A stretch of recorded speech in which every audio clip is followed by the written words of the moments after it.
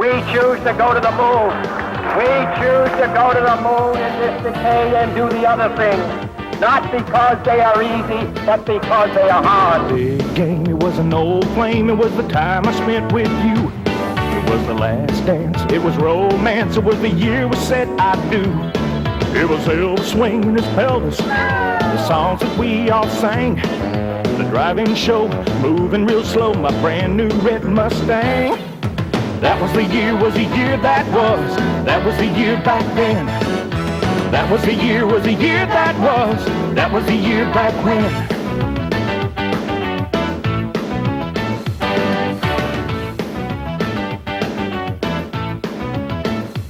It was a mini skirt, Nehru shirt, long hair with bell-bottom jeans. It was a flower child, polka dot style, the house of New Orleans.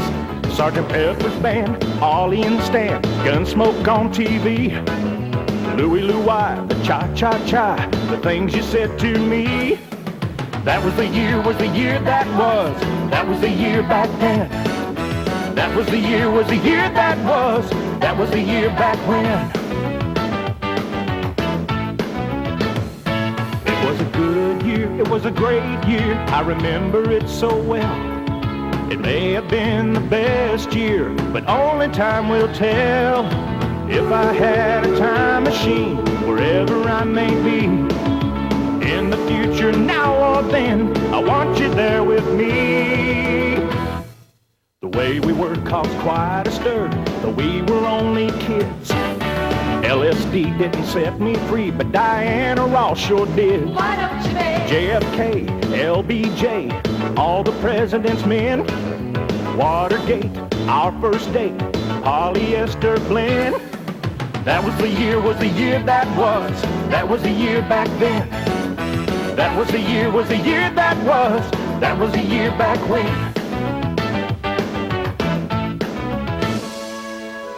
A smile, a tear, a sigh, a laugh, with each memory of then.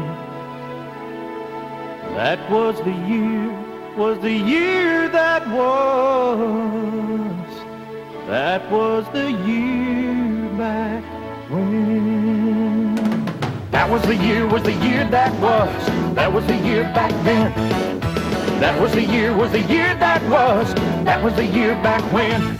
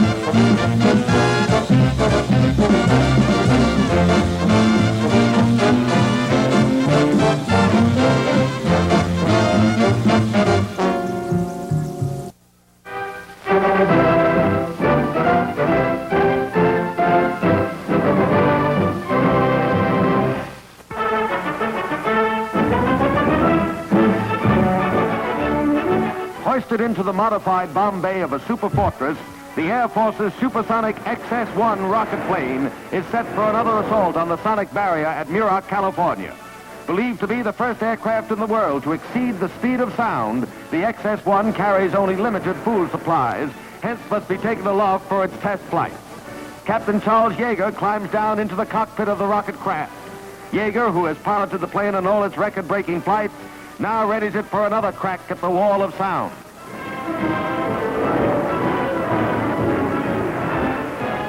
The release mechanism is tripped, and Uncle Sam's ace in the sky drops clear.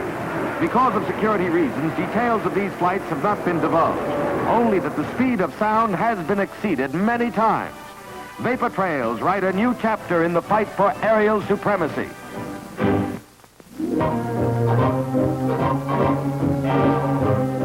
Florida Florida bathing cuties and mabs of Hollywood get together in a tropical swing and sway that sets the gables of Coral Gables a-twitter.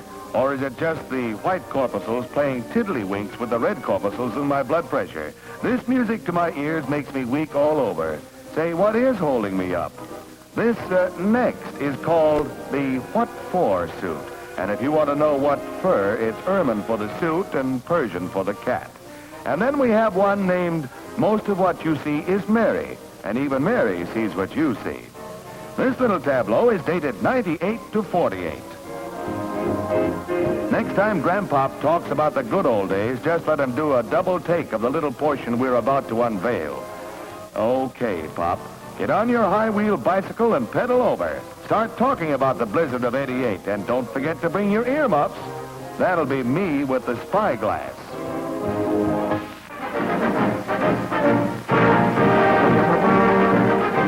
The 1948 Winter Olympics hit a new high in speed and excitement.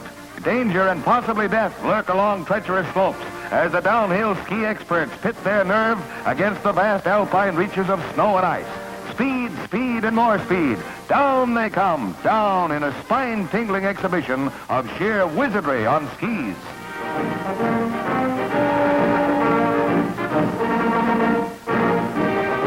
When they spill fast. There's little time to worry about the ever-present danger, and with knee-action skill, the slap men plummet down the tortuous run. At times, it seems impossible that they'll keep their balance, and some remarkable escapes are recorded. Here, the accent is on speed as the Winter Games draw to a gripping climax, and champions from 28 nations fight it out on the field of sport.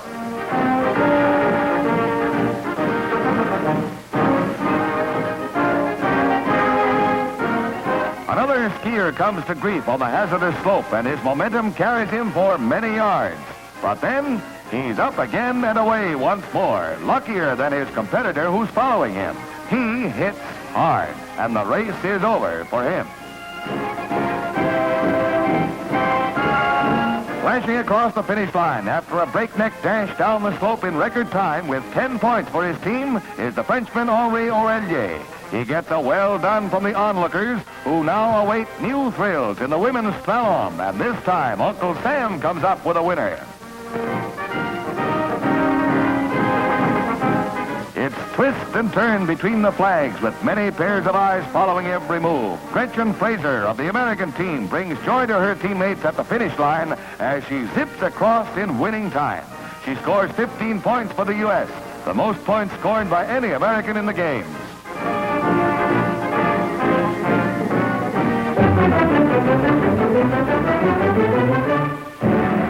Hollywood turns out for the 20th annual presentation of awards by the Academy of Motion Picture Arts and Sciences. Robert Montgomery and his family are among the celebrities, which include Marjorie Main, who won acting fame in The Egg and I. On behalf of J. Arthur Rank Productions, Gene Simmons received Oscars for the top flight presentation of Great Expectations and Black Narcissus. Frederick March presents the prize to Loretta Young, star of The Farmer's Daughter. Miss Young is not entirely unprepared. That's my heart. You know, up until now, presentations of the Academy Awards has been a purely spectator sport for me. However, tonight I dressed for the stage just in case.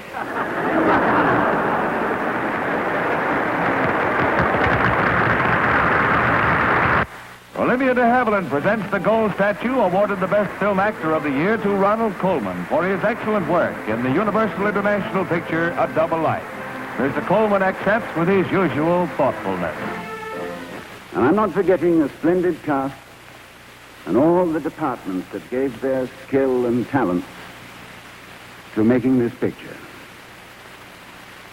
So, to all of them especially, my deepest gratitude, and to you, ladies and gentlemen, my warmest thanks.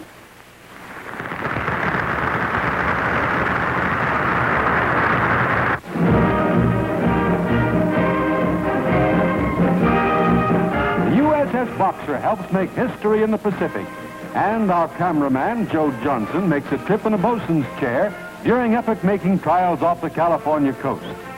Johnson is more concerned with the present than the future, but he makes it with help from willing hands. The films show the first operational jet plane landings and takeoffs. And there's the signal for the first to take off. Squadron Commander Evan Oren flies the first FJ-1 Fury off the Boxer's deck. He's followed by the Squadron Executive Officer, Commander Robert Elder.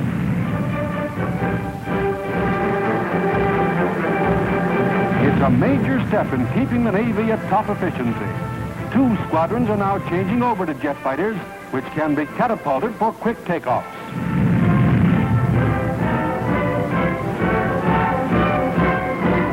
Up go the barriers. The 600-mile-per-hour planes approach for landings. On a signal from the landing signal officer, Commander Oren cuts his engine and drops down for a perfect landing in the arresting gear. Our first line of defense keeps abreast of troubled times.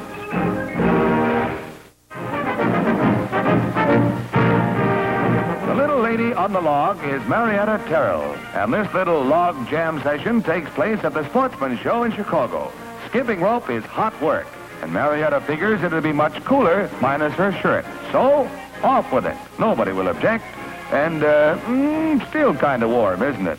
Ah, this is turning into a seagoing striptease. Ready? No, not yet. Now, lower away. No, not yet. So much depends on the pants. It's not easy like falling off a log. The suspense is killing me. Come on, Marietta. I've got a train to catch. It's just like a woman to keep a fella waiting.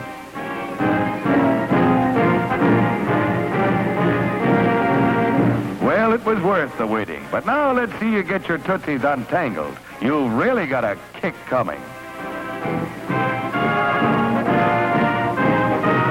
Oops! Wet, isn't it?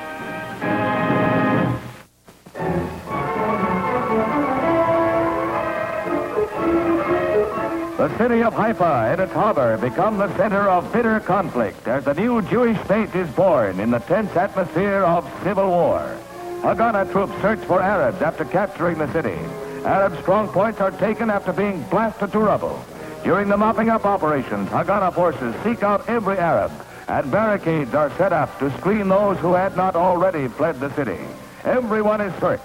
With the relinquishing of the British mandate, Palestine is rocked by full-scale war, and both sides mobilize.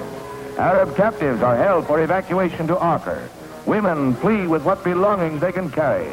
And as Palestine struggles for national existence, the conflict catches the inevitable innocent in its toils. Meanwhile, at Lake Success, the United Nations wrestles with the problem. Here, Sir Alexander Cadogan states Britain's unchanging stand on the mandate.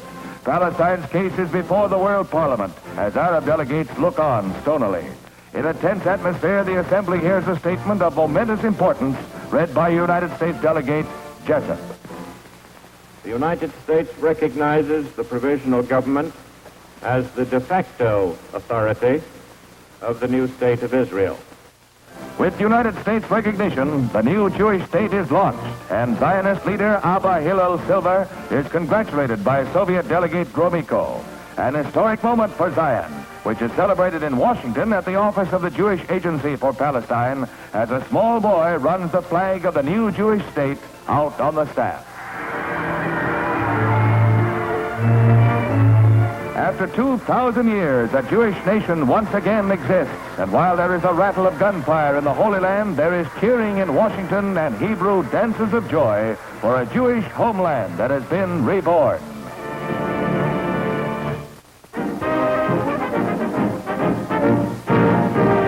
Dick Button, youthful American figure skating champ, demonstrates his wizardry in Canada. Before 14,000 spectators in Toronto, the young Olympic title holder whirls through the breathtaking routine which brought him fame at St. Moritz.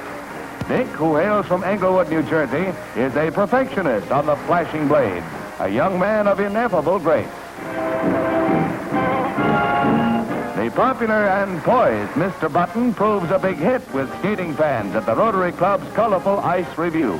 A friendly neighbor and talented performer, he is co-star of the review with Canada's very own Barbara Ann Scott, queen of them all. Fame fame is already hers, and fortune awaits her decision. Miss Scott's presentation here is perhaps her last public appearance as an amateur. The professional world beckons to the talent and the magnetic drawing power of this fabulous young lady of the ice. Queen of the Ice, Barbara Ann Scott. The Muscle Men, those fellas with what a build, assemble in Los Angeles for the Mr. America contest. Joe DiPietro, a shorty in this game, manages to throw plenty of weight around. He's short, but oh my. And before long, they pick a winner. A handsome, hefty hunk of guy named George Eiferman of Santa Monica. Girls, ain't he just a boon. Here are Muscles by George, 5'8", blue-eyed, blonde, 22, a war veteran. Care for any more statistics? There he is, Mr. America. Big names draw big crowds. A gallery of 5,000 golf fans is out for the National Celebrities Golf.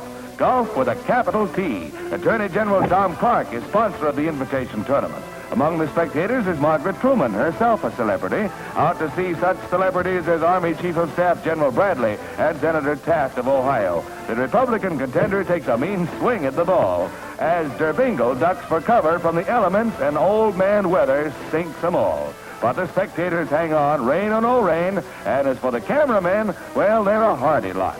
They're focused on a reigning queen, the one and only Babe Dietrichson Zaharias, again a winner. Another winner today is Dizzy Dean of baseball fame. The gallery sees Bing's ball go bong, right where he aimed it.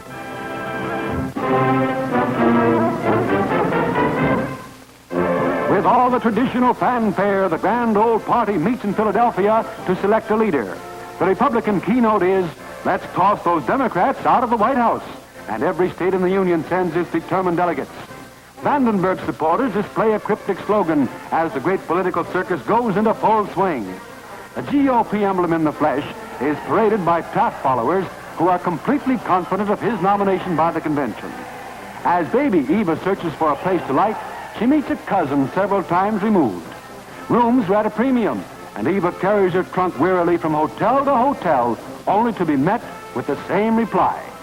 Sometimes you meet an impartial miss who bets on the field, just so long as it's a Republican. The big show is hot news. Out on a limb is a Stassen supporter. The candidates attend in droves, with the Dewey headquarters buzzing as Governor and Mrs. Dewey arrive. He's the top favorite, with plenty of delegates pledged for the first ballot. Governor Earl Warren and his family arrive from California.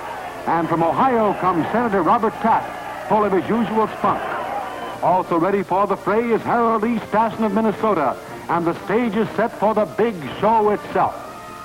The floor of the convention hall is a seething mass of delegates, and the gathering is well covered for news. From all over they come, north, south, east, west, yes, even the Wild West.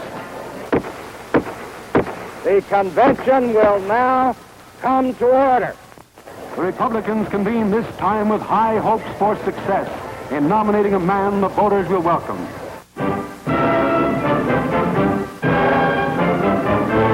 An epic in diamond history occurs at Yankee Stadium, New York. Baseball fandom sees stars of the famous team of 1923 gather for a silver jubilee. Red Ralph and Bill Dickey are among the greats, as are Lefty Gomez and another old-timer, Mark Koenig. Back again at third base is Joey Sewell, and in there still pitching is Wilcie Moore. You recall Bump Hadley and others of those fabulous days, including Tom Zachary, off whom the mighty Babe gathered a 60th fence buster. Then the Sultan of Swat himself, Babe Ruth, the one and only Bambino, who gets a tremendous ovation from the assembled customers. Back in the home that Ruth built, wearing his own number 3, which is now retired to baseball's Hall of Fame, the Babe shows how it was done to the plaudits of his multitude of devoted fans.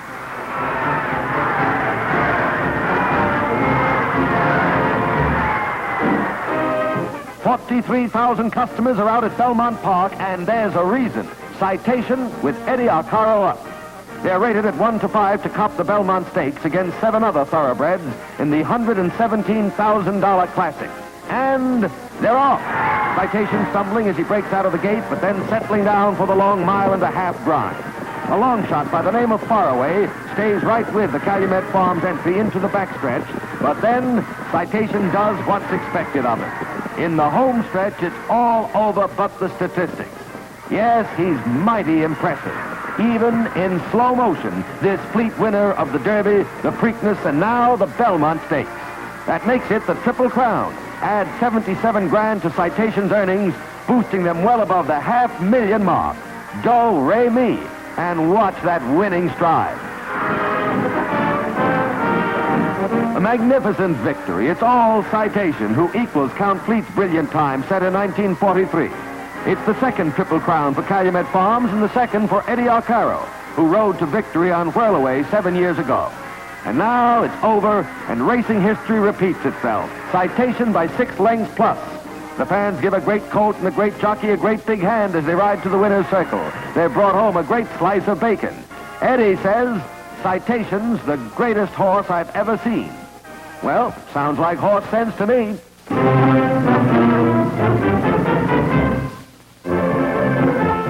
It's another Philadelphia story, but this time the cast is solidly Democratic, and the city plays host to a donkey, who holds sway where a short time ago an elephant held forth. He is the symbol under which 1,234 delegates gather. Hopes run high around the headquarters for General Eisenhower, the man beloved by all America, and frantic efforts are made on his behalf. But the general said no, and emphatically. So the biggest boom of the convention collapses.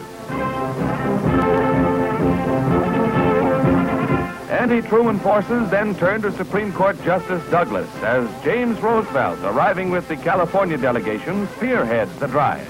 For a time, the movement toward Mrs. Douglas appears to gain momentum, but again, the answer is no, and definitely. However, opposition to the president is not dead, and liberal Democrats rally around Senator Pepper of Florida as his hat goes in the ring. Fighting Mr. Truman's nomination to the last ditch are the Southern Democrats, whose caucus chooses Governor Blaney of Arkansas. As the convention plot begins to seize, President Truman's supporters get busy, and members of his board of strategy talk it over. Convention Hall, for the second time in a few weeks, is the scene of a major party conclave.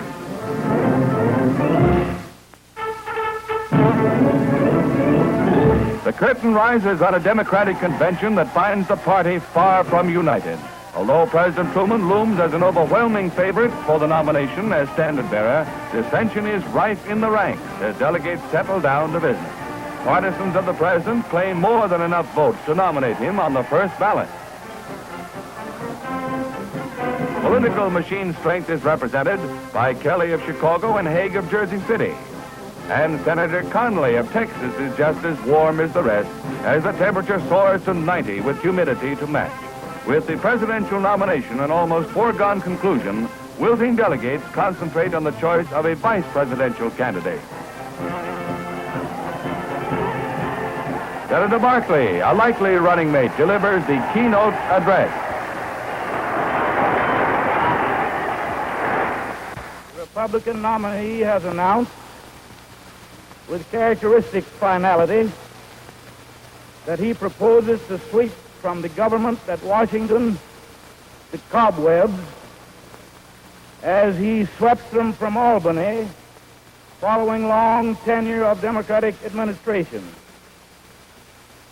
I am not an expert in cobwebs, but if my memory does not betray me, when the Democratic Party took over the government 16 years ago, even the spiders were too weak from starvation to weave or spin a cobweb in any department of the government of the United States.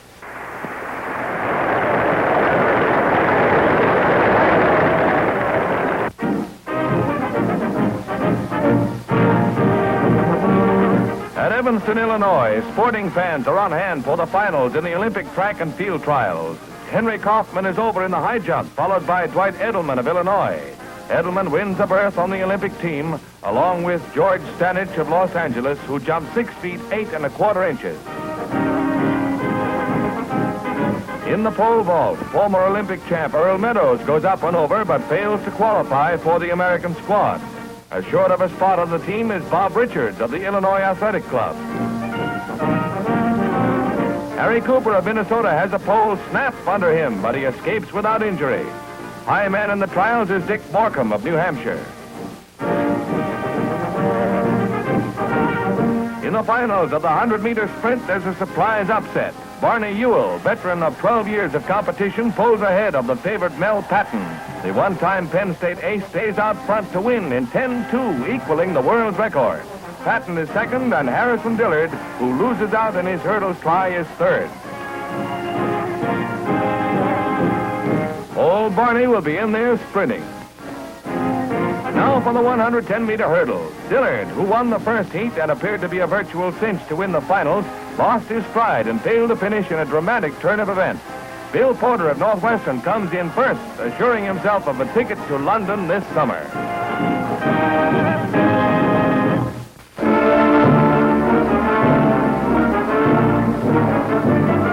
7 weeks after floor-power rule in Berlin came to an end, the Russians hauled down their flag before the Kommandantur, symbolizing a complete rupture of relations and dividing the German capital into two armed camps. The deserted office of Soviet General Kotikov offers more mute evidence of the break. But 3 flags remain, the American, French, and British, and there they will stay despite Soviet pressure. With a never-ending display of force, German communists parade through Potsdamer Platz, carrying banners which sing the hymn of hate against the Western powers, with particular attention to the United States. With tension mounting, police take a hand, and arrests are followed by small-scale riots. Violence is at every hand.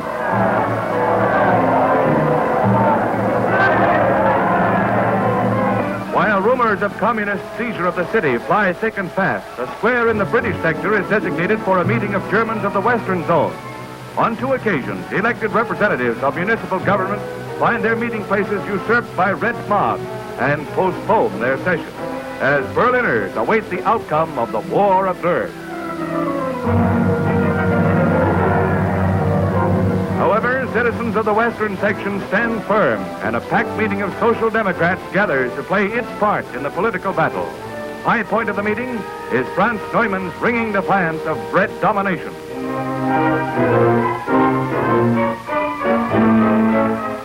With the battered Reichstag as a backdrop, Berlin citizens again gather more than 200,000 strong to hear reassurances that Berlin will be held at all costs.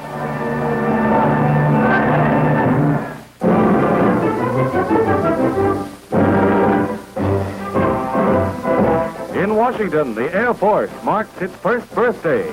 General Hoyt Vandenberg tells Air Secretary Symington of the progress and the big news made by our expanding aerial arm during the year. Mr. Secretary, your confidence in the United States Air Force is being justified. It is now an organization of more than 400,000 trained men and women. It has been organized to provide the best possible air defense of the United States. In maintaining the airlift to Berlin, which provides that city of 2.5 million people with food, fuel, and necessary supplies, our airmen are showing the world what the United States Air Force can do in making air power a real force for peace. In Seattle, providing the punctuation for General Vandenberg's words, B-50 Superforts take shape on the Boeing assembly line. Over 200 are under construction and additional hundreds are planned. The 50, successor to the B-29 of Tokyo fame, will serve as the standard long-range bomber of the Air Force. Though similar in general design, it is faster and capable of longer range and heavier hitting power. Maximum load, 10 tons. Now begin test flights for the sleek new bombers.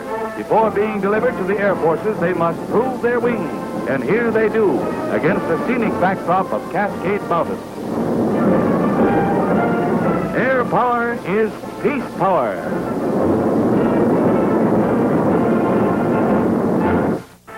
Beauty queens float in on a high tide of fortitude to vie for the title of Miss America of 1948.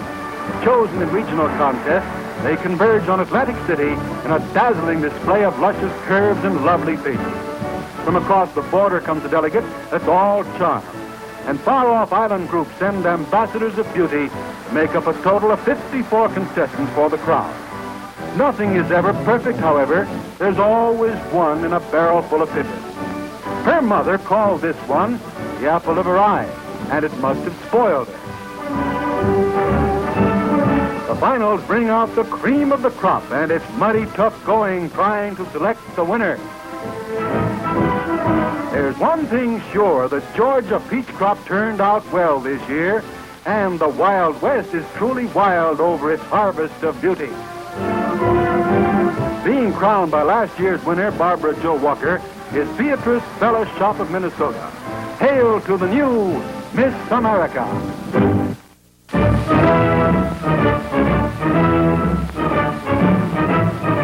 President Truman reaches Charleston, West Virginia in his cross-country campaign for re-election. In a major speech before returning to Washington, the president hails the past record of the Democratic Party. Today, the Democratic Party is the party of the American people. It was the party of the people under Jefferson and Jackson. It was the party of the people under Wilson and Franklin Roosevelt.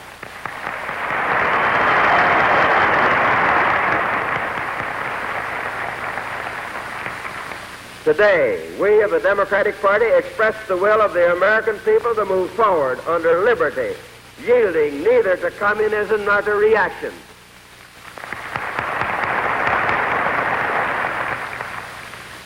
Today, the Democratic Party stands before the country a living force for peace and freedom. Today, we are rallying our forces for the greatest struggle in our history. In that struggle, I ask your support.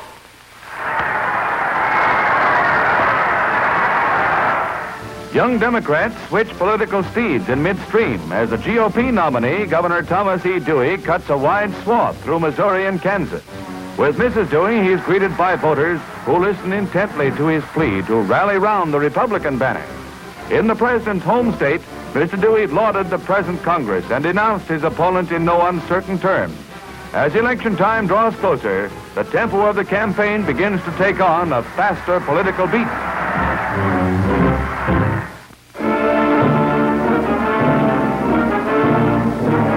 France's labor troubles multiply as trade unions stage a general strike that completely paralyzes Paris. All forms of transportation come to a halt as workers, after a long feud with the government policy of wage control, reject an offered 15% wage boost. Gay Paris carries its lunch and becomes a city of pedestrians.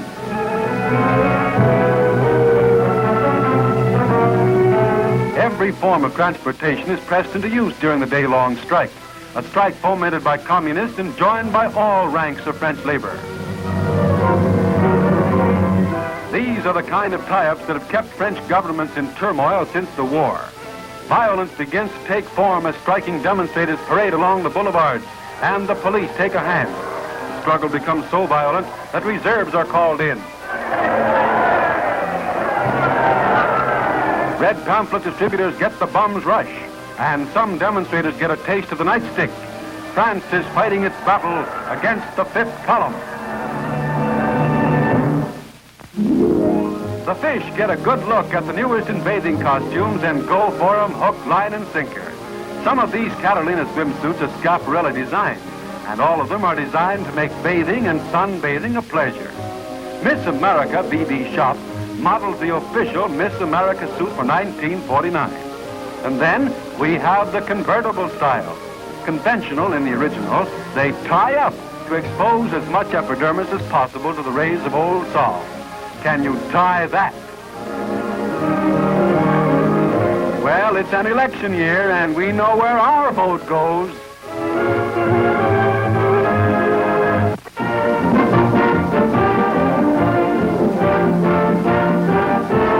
We're back at Braves Field in Boston for the 6th game of the World Series. Yes, and the umpires are back on the job, too. It's the land of free speech and baseball and World Series excitement. 40,000 fans, predominantly Braves fans, count on pitcher Bill Boiselle to keep Boston in the race for the series. Cleveland's Bob Lemon, winner of the 2nd game, is on the mound. And today's game may tell the story. With one on in the 3rd, Boudreau takes aim. It's a sharp fly inside the right field line that Boston can't handle. Mitchell starts home with the first run of the game, and one run can be awfully big in this series, which the Indians lead 3 games to 2. In the fourth, the Braves' Mike McCormick steps up. Right down the middle, and here comes Bob Elliott, whose 2 homers aided Boston in its whopping 11-5 victory in the 5th game at Cleveland. Local boosters find cause for hope in a 1-1 ball game. But in the 6th, Joe Gordon is on the warpath. Gone over the left field wall. A circuit count for Cleveland's Flash Gordon. And he makes a leisurely tour of the bases, putting the Tribe ahead a second time in this series classic that brought new records in crowds, gate receipts, and thrills, and perhaps the beginning of the end. Still the 6th, Thurman Tucker on third, and at the plate, Jim Hegan. It's a boundary to Elliott, but in Boston's try for a double play, Tucker scores when the ball is dropped. In the 8th, with Spahn pitching for the Braves, Robinson lines a single to right field, and coming home with the Indians' 4th run of the game is Ken Keltner. Boston hopes sag to a new low ebb. Here's a neat Boston double play with Tucker caught between third and home. Bill Salkeld writes finish to the act during a slam-bang encounter. And it retires the side, and the score 4-1 for Cleveland. The Braves 8th, the bases loaded, Elliott, Torgerson, and Holmes, and only one man out. You could hear a bean drop in Boston. That's all for Lemon. He's through, squeezed out.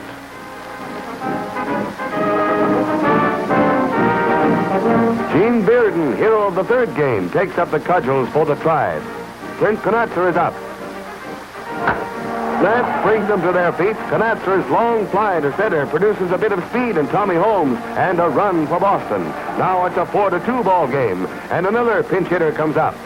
Phil Macy, and the Braves aren't through yet. They keep coming back.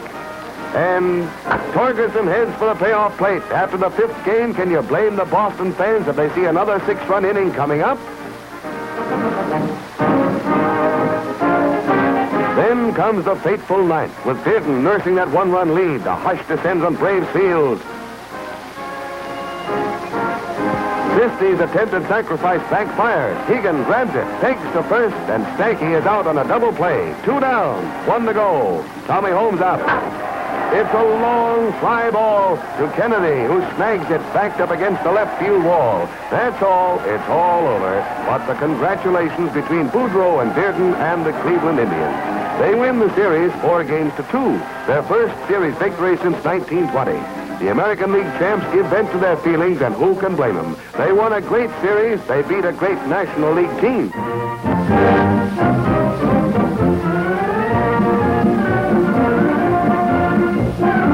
The political miracle of the century begins to take form as millions of Americans go to the polls to elect a president. With Thomas E. Dewey, Republican nominee, a heavy favorite on all counts, the nation is expecting a smashing GOP victory. In the smallest hamlet and in the teeming reaches of New York City, the electorate exercises its franchise to choose a leader in the democratic manner. Mr. and Mrs. Dewey arrive to cast their ballots in Manhattan. The governor is full of confidence, facing a horde of photographers clustered on every available perch to record this historic event. The popular governor of New York and former gang nemesis makes his choice and then gets ready to listen to the return. President Truman is no less confident as he arrives to vote in Independence, Missouri. After a record campaign across the nation, he comes home to ballot, accompanied by his staunchest supporters, his daughter Margaret and Mrs. Truman. His human appeal and sincere desire for world peace starts an avalanche of Democratic votes that sweep him to victory, along with the sympathetic majority in both houses of Congress. His campaign attack on the 80th Congress was one of the high points of his tour. Back in South Salem, New York, Mr. and Mrs. Henry Wallace spearhead the Progressive Party drive that forecast 10 million votes. The final count was short of 1 million.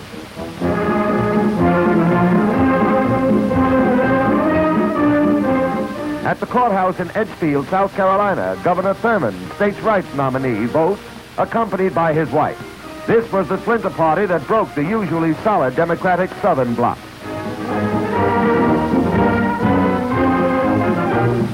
The smashing upset victory finds radio and press facilities functioning in high gear with Universal's Ed Herlihy and his colleague, yours truly, Ben Grauer, on the broadcast front.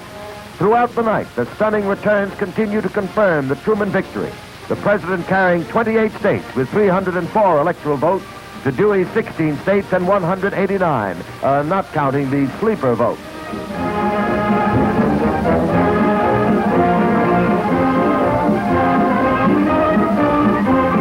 Finally, the suspense is over. Truman wins with a popular vote of 21,462,000 to his Republican opponent's 19,862,000, with Jim Farley and Howard McGrath celebrating. Governor Dewey sends a traditional telegram of congratulations to an opponent who fought an uphill battle waged among the grassroots, and this is his victory pledge. All my efforts will be devoted to the cause of peace in the world and the prosperity of our people here at home. Democracy has spoken again, and as Washington prepares for another inaugural, America takes stock of the man who waged an almost single-handed fight against Republican opposition as well as a divided party. In a world of turmoil, the people have exercised their inalienable rights. They've made their choice, and their choice is Harry S. Truman. An aerial view of the Queen Mary, high and dry in dry dock at Southampton, England. Britain's famed luxury liner is having her face lifted during a regular periodic overhaul. Every queen must have her day at the beauty parlor, and here's a rare opportunity to gauge the tremendous size of the floating monarch which brings vital commerce to England.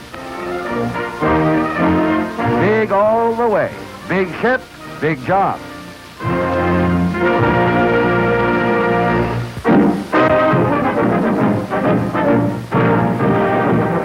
100,000 plus customers in Memorial Stadium, Los Angeles, are in for excitement as Trapuka of Notre Dame passes to Leon Hart, husky end on the Irish team. Hart, all 225 pounds of him, pulls his way through, and the walls of Troy come tumbling down. The favorite Irish go out in front by 7 points. In the second half, the luck of the Irish runs out momentarily. A pass is intercepted by Jack Kirby, who runs it back to the Irish 42. Kirby proves a hero again when Trojan quarterback Dean Dill passes, and Derby makes a fingertip catch. As the fourth quarter dawns, Southern Cal is on the Irish 15 and raring to keep going. Dill, electing to run with the ball, races all the way to the ND 5-yard stripe. From the 1, Bill Martin goes over, and the score is soon even Steven at 7-all. Trojan rooters spend further time on their feet cheering when Jack Kirby gets another Trojan drive going from midfield, ripping off 16 yards before the Irish bring him down. Dean Dill again, this time a dilly of a pass. Under it is Ernie Tolman, and before you can say Bill Martin goes over, he does just that, and the Trojans are in the lead. It looks as if Notre Dame might be in for its first defeat in 3 years. But wait, here's the kickoff. Bill Gay gets it, and with less than a minute playing time left, he heads downfield. The Chicago Speedmaster couldn't have done this at a more opportune time for Notre Dame. 87 yards to the Trojans, 13. Time is running out, but not the luck of the Irish. Interference is called on this pass to Gay, and the ball ends up on the 1-yard line. With 30 seconds remaining, Sitko goes over, and it's 14-14. Things happen fast in Athens when Rogers' pass is intercepted by Marikich of Georgia, and visiting North Carolina Tar Heels find Marikich a tough customer. In fact, they barely catch a glimpse of the fleet Georgia back as he romps 80 yards to score before 45,000 football fanciers. Georgia led until the third period when Justice steps in. Charlie Justice, that is, here passing to Powell to set up the first Tar Heel touchdown. Who scored that first touchdown? Why, Charlie Justice, whose gridiron name is Choo-Choo. Remember that name. They see more of this fella Justice, number 22. This time, Choo-Choo streamlines his way through the center for his second tally, but not his last, and the last is the best. Gary of the Bulldogs kicks, and under it is the Asheville Flash. There goes Choo Choo, getting up steam for the thrill play of the afternoon. This is an express run, no stop. North Carolina wins 21-14. That's justice for you.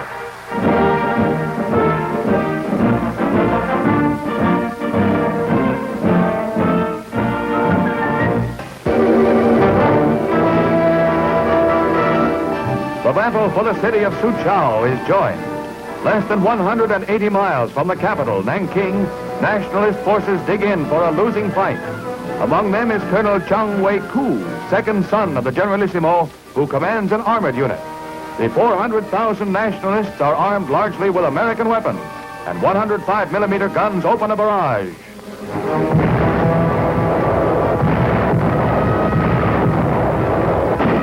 400,000 nationalists put up a last-ditch fight against overwhelming red numbers.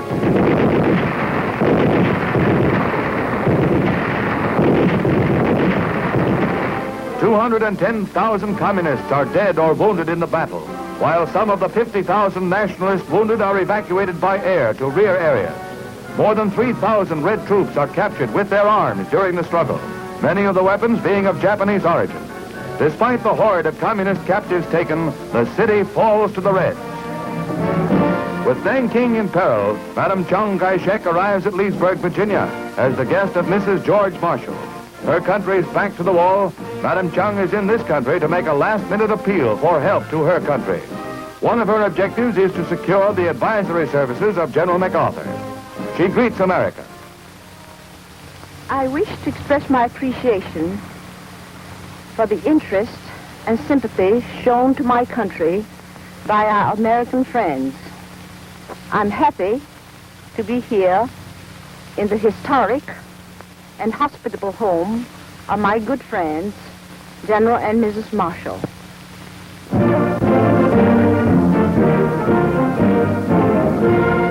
Robert Stripling, counsel for the Un-American Affairs Committee, and Congressman Nixon examined microfilms of top State Department documents found on the farm of Whittaker Chambers, self-confessed one-time communist spy. In the latest sensational turn of the Red espionage probe, the Maryland farm of the magazine editor becomes the focus of attention. Of particular interest is the pumpkin patch, which provides the hiding place for the crucial document. Nestling innocently in the patch is this pumpkin, which gave concealment to the filmed copies of the papers. Chambers says he adopted this ruse to foil his commie associates of 1937. Where did he get the document? The country is waiting for Mr. Chambers to point the finger.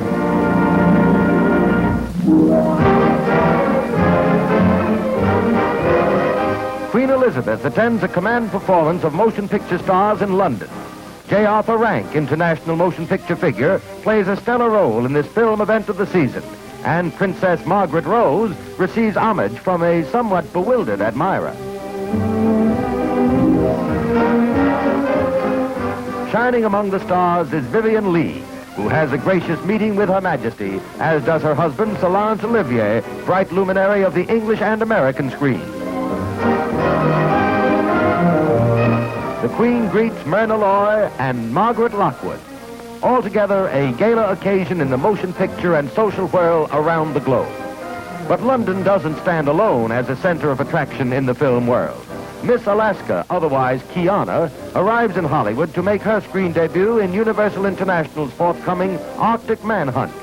This Eskimo pretty is the first of the far northern lassies to aspire to a top motion picture role. We've been missing something, and also in Southern California, we come across a bevy of beauties vying for the title Helen of Troy. The winner is Charlene Hardy, who is crowned queen by Donald O'Connor, ambassador of beauty in Universal's search for talent among our major universities. It's homecoming week at Southern Cal, and it looks like old home week for Donald. Chosen for a screen test, Charlene does a double take, which preserves O'Connor's honor. This, friends, is six-man wrestling. There isn't much one man can say about it. Words somehow seem incompetent to deal with a slugfest of this sort. It takes place in Montreal, where they call it an Australian tag match, the first time in Canadian ring history. Rules are few for the three-man team, so go ahead and see what you make of it. We got lost somewhere between the slug and the fence.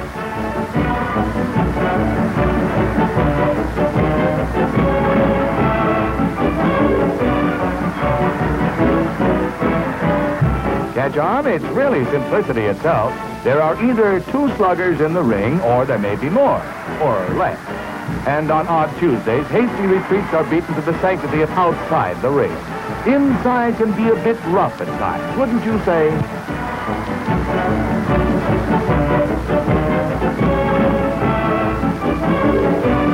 He's wishing he was somewhere else, anywhere. How about a nice cozy cage full of lions, huh?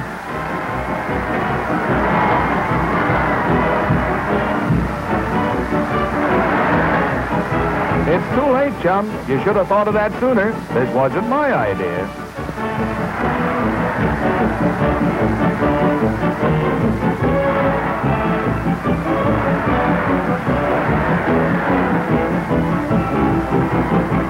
Sooner or later, all 6 of these pretties were just bound to get inside all at once. It was inevitable. How'd you like to join them? Didn't we have fun? Europe has some strange customs, and one of the customs is stopping at the customs. Even St. Nick has to halt at the border to declare his bounty. One would think that genial Santa Claus would be immune to international difficulties, but no, the gay holiday spirit seems to be lacking in the stern guardians of the line which marks the entrance to Holland.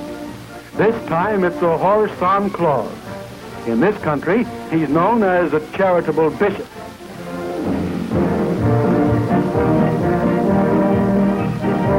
You see, Christmas celebrations are a bit different in Holland. Santa arrives December 5th, and he pauses blithely to give the nod to the sentinels at the barrier in order to get his visa okayed for Yuletide entry. So when you're opening your stocking presents this Christmastide, just think of the difficulties jolly old St. Nick has delivering the same. Well, hey, nonny and yoicks, here he goes on his rural free delivery to all happy little girls and boys everywhere. Merry Christmas to you all.